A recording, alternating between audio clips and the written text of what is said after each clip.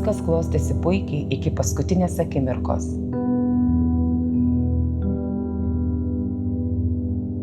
Puikiai jaučiau judesių sąrėmių metu.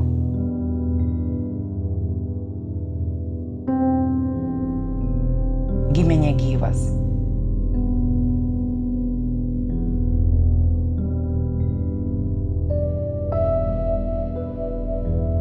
Kodėl, kas nutiko, niekas konkrečiai nepasakė ir nepaaiškino.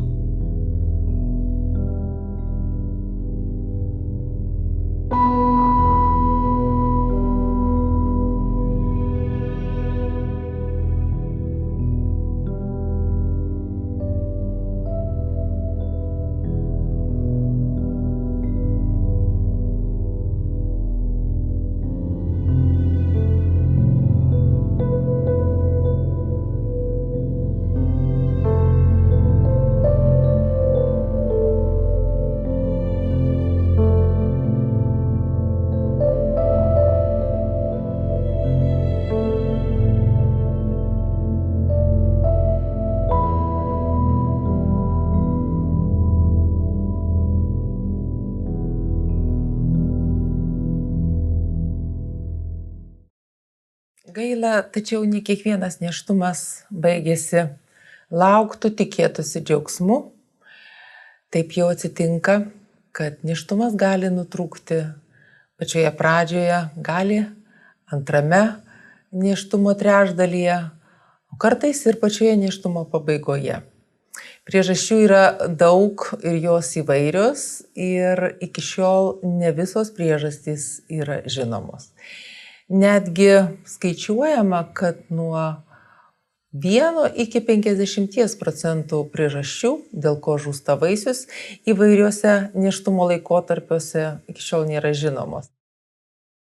Kūdikio netektis Lietuvoje ir visame pasaulyje iš tikrųjų paliečia labai dažnai. Kas 4 šeima pagal Pasaulinės sveikatos organizacijos duomenis patiria persileidimą, susilaukia negyvavimo arba miršta kūdikėlis iki metų. Labai dažnai ši netektis yra sudėtinga. Sudėtinga dėl to, kad didelis skausmas mamai, tėčiui, nes kūdikėlio laukia. Kaip sakoma, mama, kai sužino, kad laukiasi, jinai tampa mama. Ne tada, kai kūdikis gimsta, o kai jinai laukiasi.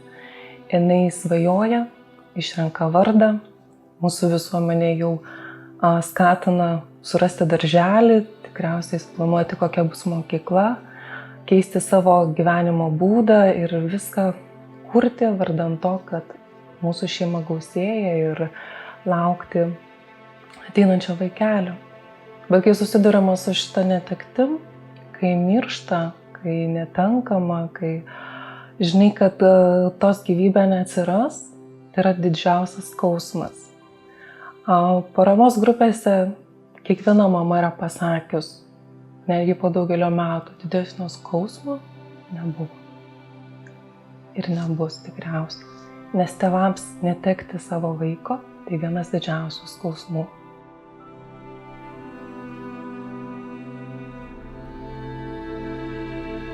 Kurį laiką, pamenu, gyvenau migloje. Nelabai supratome, kaip gyventi toliau, ką jausti yra normalu, ką daryti su ta emocijų lavina, kuri užplūdo taip netikėtai ir nelauktai.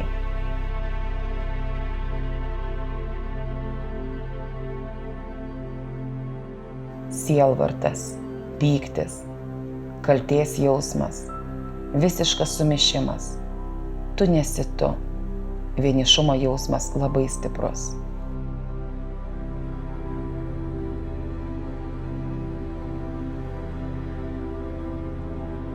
Sunkiausia buvo jausti tą tuštumą savyje, iš krūtinės bėgant pieneliui, bet neturint ko maitinti. Jaučiau didžiulę kaltę, jog nesugebėjau jų išsaugoti. Jaučiausi beviltiškai, nes visi aplinkui bandė padėti, patarti. Bet tai buvo taip netinkama. Pykau ant savęs, viso pasaulio. Jaučiau tokią nenusakomą neapykantą viskam ir visiems.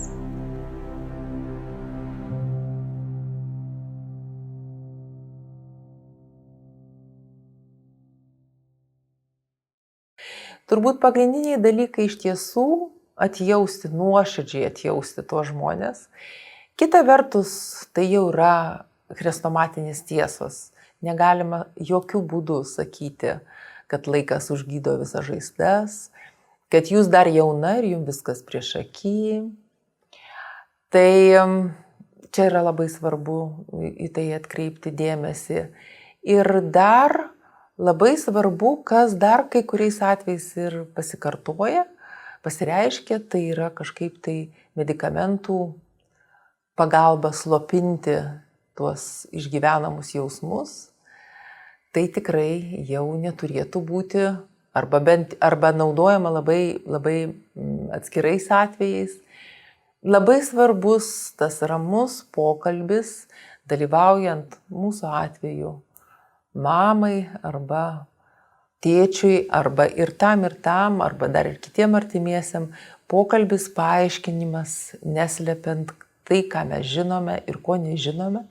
Labai džiaugiamės, kad vis didėja galimybės kartu šitoje palaikymo komandoje dalyvauti psichologams, socialiniam darbuotojam. Šeimai išgyvenančią kūdikio netektį, kaip ir kiekvienai šeimai išgyvenančiai sielvartą ar artimojo netektį, reikia įveikti etapus. Ir visos šeimos išgyveno šoką, kaltinimus, pyktį, sielvartą, liūdesį. Visi šitie jausmai persipina.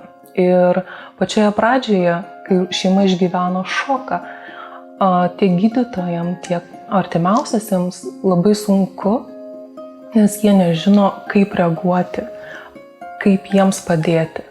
Šoko būsenoje labai sunku artimiesiems ir patiems tėvams priimti bet kokią informaciją, daryti tinkamus sprendimus ir tam reikalinga labai didelė medikų pagalba, kad išaiškintų jiems, kas vyksta, nes labai dažnai šeima sako, kad jiems nebuvo paaiškinta, nors gali būti tai dėl jų pačių negebėjimo suvokti šoko būsenoje, kas vyksta.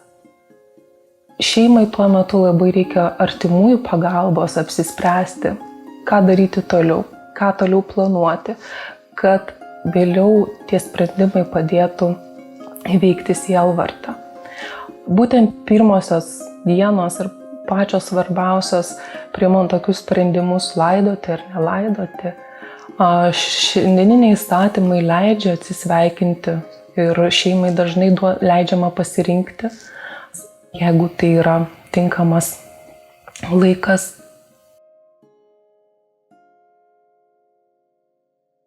Jeigu kalbėtume apie pagalbą šeimoms išgyvenusiems kūdikio netektį, tai pirmoje vietoje įsijungia, aišku, medikai, nes viskas vyksta ligoninėje. Tai iš praktikos žinau, kad medikai yra tikrai autoritetas tėvams, tai kiek jie skatina juos kreiptis, nebijoti pagalbos tolimesnės, tai pats svarbiausias. Aišku, kiekvienoj ligoninėj, kur įvyksta nelaimė, turėtų būti suteikta ir pasiūlyta pagalba šeimai, vien pasikalbėti, duoti nuorodas į kontaktus tėvų, kurie išgyveno netektį, kad būtų tiek profesionali, tiek savanoriška pagalba suteikiama. To šeimai labiausiai reikia, nes šeima iš skausmo gali nepriimti psichologo ir psichiatro pagalbos ir sakyti, na čia man viskas gerai, aš dar neišprotėjęs, ar ne, kaip vyroja mitai mūsų visuomeniai. Bet kitų šeimų pagalbos šeimos šiaip neatsisako.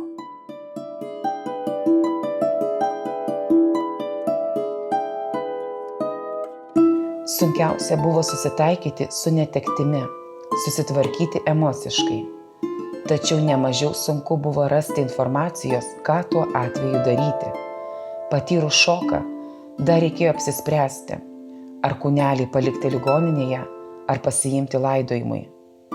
Nusprendus laidoti, kelias dienas kankino abejonės, kaip tai padaryti. Niekur neradome tokios informacijos.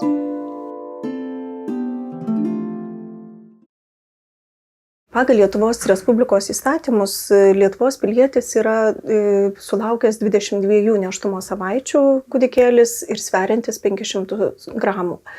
Ir jeigu toks vaikelis gimsta, jis yra registruojamas jo gimimas, mirtis, jis taip pat gauna ir išmokas laidojimui, jeigu neišgyvena.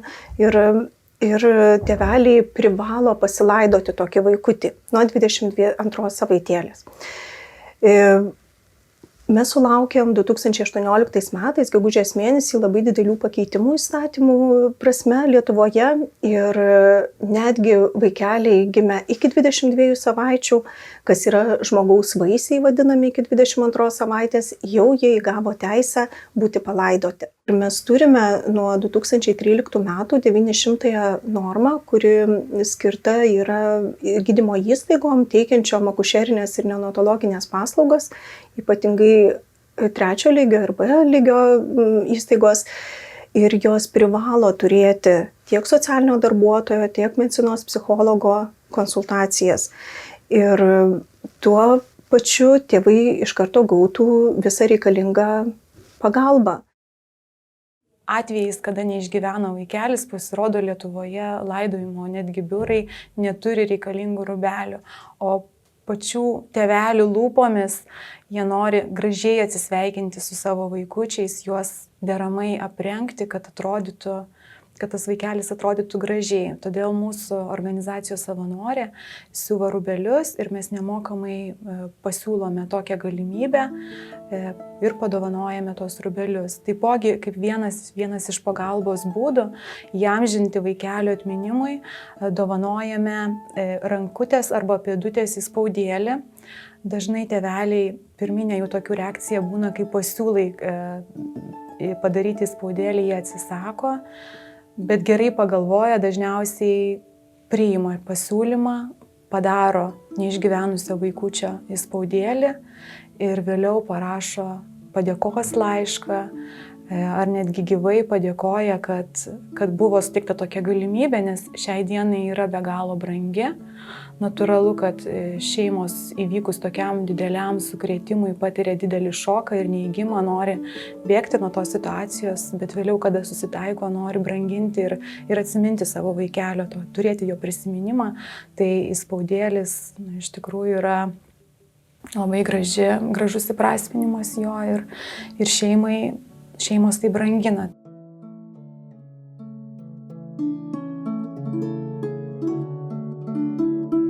Perkelė iš intensyvios terapijos palatos į skyrių, kuriame nebuvo gimusių vaikų, kad būtų lengviau išgyventi, negirdint verkiančių kūdikių. Šeimos ir draugų rate labiausiai padėjo tie, kurie leisdavo man išsiverkšlenti ir skųstis dėl netekties ant jų peties. Labiausiai esu dėkinga tiems, kurie nemokė, kaip reikia elgtis ir neaiškino, kad viskas bus gerai, o paprasčiausiai buvo su manimi sunkiomis akimirkomis.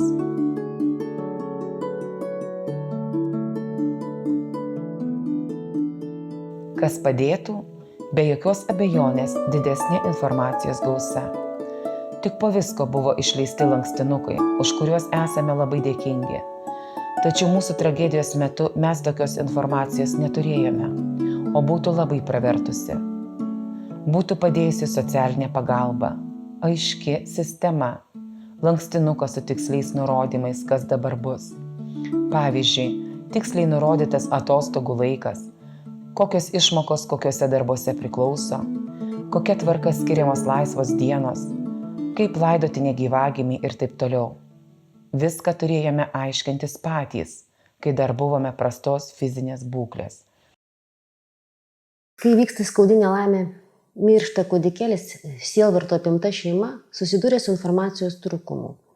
Kilo daugybė klausimų, kurie liečia jausmų pasaulį, socialinį gyvenimą, pasaulėžiūros pamatus. Pokalbis su šeima apie tai, kas įvyko ir vyks artimiausiamis dienomis, gali jai padėti susiorientuoti, priimti tam tikrus sprendimus. Ne visuose ligoninėse yra socialinis darbuotojas ir psichologas, galintis suteikti pirminę informacinę ir emocinę pagalbą. Todėl mes pasirėmėm anglų patirtimi, išleidome paramos bukletus. Anglijoje šeima, kuri neteko kūdikėlio, gauna voką su paramos bukletais. SENS labdaringa organizacija suteikė mums leidimą išversti lietuvių kalbą ir išleisti šios bukletus. Šie bukletai remiasi šeimų patirtimi, ko labiausiai trūko, kokios informacijos netekties laikotarpiu. Parodysiu šios bukletus, kai kūdikis miršta dar negimęs. Šiame buklete rasite informacijos apie tai, kas greičiausiai įvyks artimiausiamis dienomis. Taip pat ši informacija pravers šeimoms, kurie neteko vaikelio iki 22 savaitės. Atsisveikinimas su kūdikiu. Jis skirtas atsisveikinimui su kūdikiu ir atminimo kūrimui. Taip pat čia nemažai informacijos apie tai, kaip kūnas ir siela reaguoja į netektį. Tėčiams apie vyrų jausmus ir jų poreikius. Bukletas pagalba vaikams po kūdikio netekties. Kūdikio mirtis paliečia ir vaikus, kurie taip pat laukia brolio ar sesers, pusbrolio ar pusseserės. Ir čia pagalba įvairaus amžiaus vaikams. Informacija ir parama seneliams bei bukletas šeimai ir draugams padės artimiems labiau suprasti gedinčią šeimą. Grįžimas į darbą po kūdikio mirties, apie grįžimą į darbą ir bendravimą su kolegomis. Seksualiniai santykiai po kūdikio mirties bei kitas nėštumas, apie poros tarpusavio santykius ir ateities planus.